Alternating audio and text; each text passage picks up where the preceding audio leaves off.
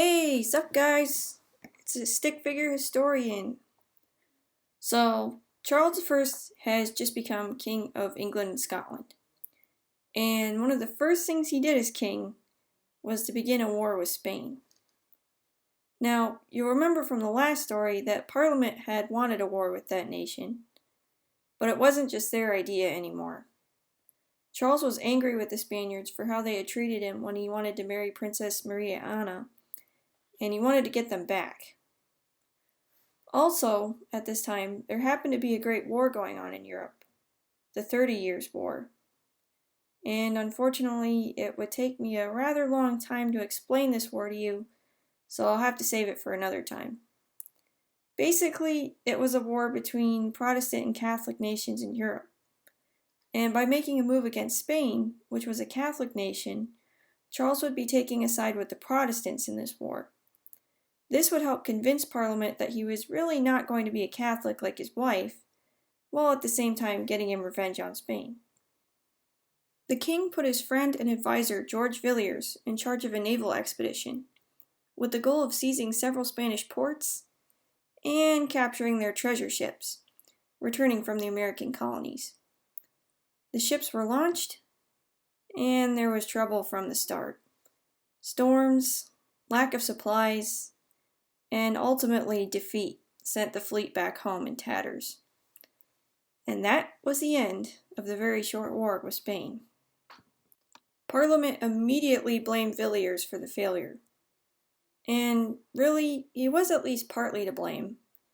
He was supposed to oversee the preparing of the ships, and he should have at least made sure they had enough supplies. A year later, in 1627, a new sea campaign was launched, this time against France. Charles wanted to help some French Protestants called Huguenots that were being attacked by Catholics at La Rochelle. Villiers was again put in command. And unsurprisingly, this endeavor too proved a fiasco. Now Parliament had a great excuse to impeach Villiers, which really has nothing to do with peaches. To impeach just means they wanted to put him on trial. They had never really liked the Duke, and as Charles' best friend and advisor, that meant he held a lot of influence on the king. Here, perhaps, was a chance to get rid of this pesky favorite. When Charles learned of this plot, he was outraged. There was no way he was going to let Parliament touch his friend. The king promptly arrested 2 members from the House of Commons who had openly spoken against Villiers. Now it was Parliament's turn to be outraged. Charles let the 2 men out of prison a week later, but that didn't help anything. Now they were working harder than ever to impeach...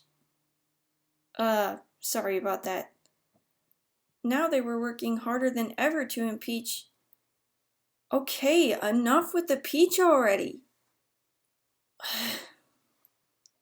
Okay. Now they were working harder than ever to impeach Villiers. Things were going too far.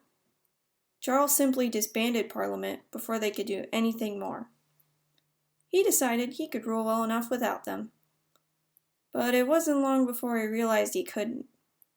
All that fighting with Spain and France, the grand life of luxury that he and Queen Henrietta were living, and all the other hundreds of state affairs, took a pretty hard toll on Charles' treasury.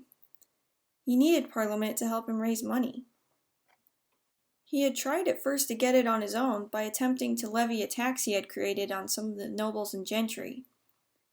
It was called a forced loan, but several men simply refused to pay the tax. Charles had them cruelly imprisoned to try and force them to do what he wanted, but that wasn't working very well. It was time to call Parliament again. And Parliament assembled, but they weren't just going to do whatever the king wanted. No, this time Charles was going to do something for them. They had written a document called the Petition of Right, and he was going to sign it before any money was raised. In this petition, they demanded many things, but really they were all quite reasonable. First, they wanted Charles to agree that he could not raise any kind of tax without their consent. Second, Charles could not throw anyone in jail without a fair trial, use the military to help him rule the country, or let soldiers stay in people's homes. All these things Charles had been doing, and they were sick and tired of it. The king was going to have to make a choice. Would he keep on doing whatever he wanted and run out of money? Or would he sign the Petition of Right?